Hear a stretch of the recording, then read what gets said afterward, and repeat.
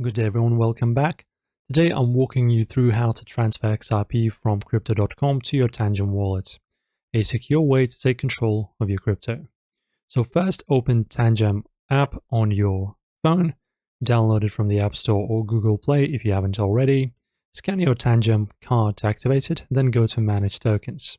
Search for XRP, toggle it on and save.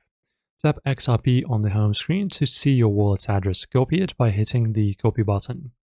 Now open the crypto.com app or website and log in. Head to the accounts or wallets, depends on your view, and find your XRP balance. Make sure you've got enough XRP to transfer, accounting for the 10 XRP reserve the network locks for new addresses.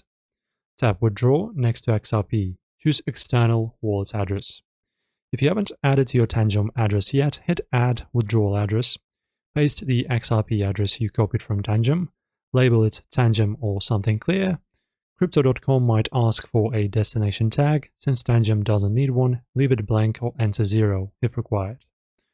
Enter the amount of XRP you wish to send. Double check if it covers a network fee. Usually it's tiny. After that, hit Review Withdrawal.